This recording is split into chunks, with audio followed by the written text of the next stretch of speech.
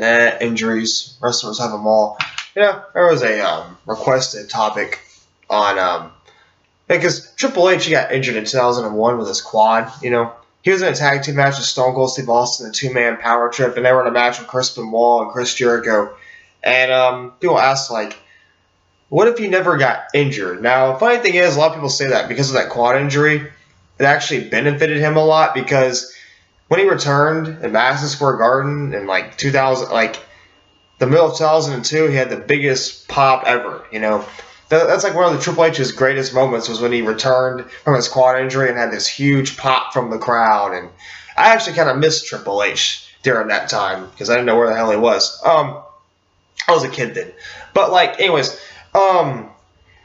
would have happened if he never actually tore his quad and got injured?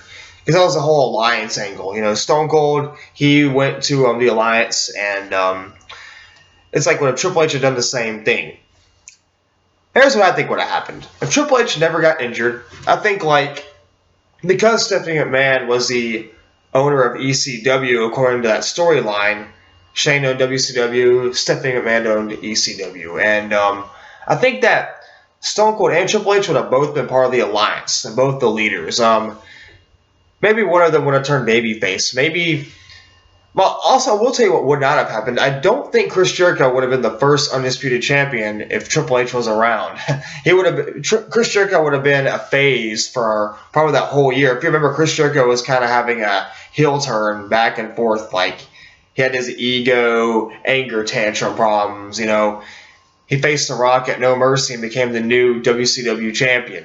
Then The Rock beat him 3 weeks later on Raw in a rematch, and Chris Jericho kind of just went off on him.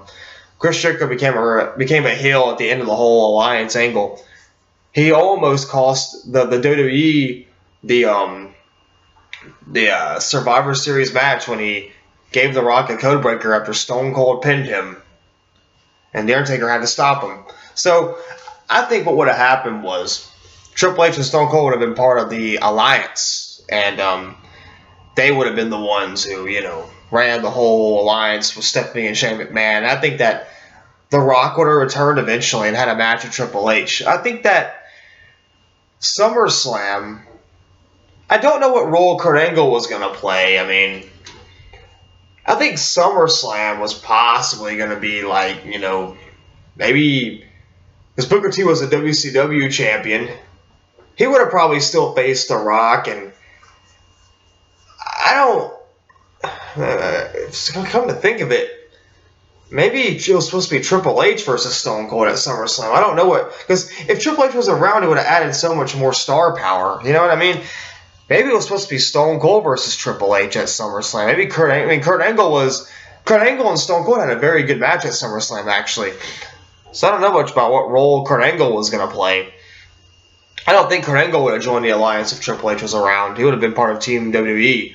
But I think that either Triple H would have became a phase. I'm sorry, I kind of changed my mind about it, but I forgot all about SummerSlam and Kurt Angle. So maybe SummerSlam would have been Triple H versus Stone Cold Steve Austin, and Triple H would have been a phase and Stone Cold would have been a heel, or maybe Stone Cold would have been a phase and Triple H would have been a heel.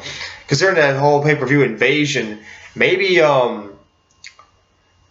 Stone Cold was going to go up against Triple H and Triple H was going to become champion or something. I don't know. It's kind of hard to think about now. How would they have done it differently? Well, besides Chris Jericho not becoming the first undisputed champion, it might have just been Triple H would have probably been the first undisputed champion.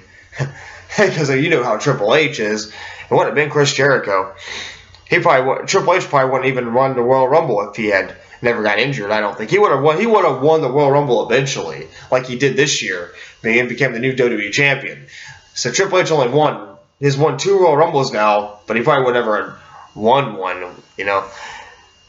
Like that much. But yeah, I guess either Triple H would become a phase or a heel, or Stone Cold would have been a phase and face Triple H.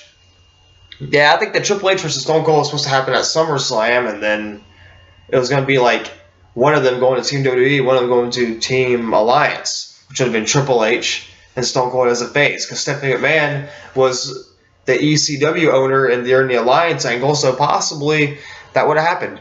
Triple H would have been part of the Alliance, and Stone Cold would have been a phase, part of the Team WWE. And he would have probably become the first Undisputed Champion. And Kurt Angle and Chris Jericho and all of them, who knows what role they would have played. They probably had some typical matches with RVD or something. Not to bash on Kurt Angle or Chris Jericho, but Stone Cold, Triple H, and The Rock all called the shots. But that's all I want to say about that anyways. But that's what I think. But what do you think would have happened if Triple H would never got injured? You know, that's what I think. But that's all I want to say. But give me your thoughts on this. What would have happened if Triple H never got injured in 2001? Have a nice day, and bye.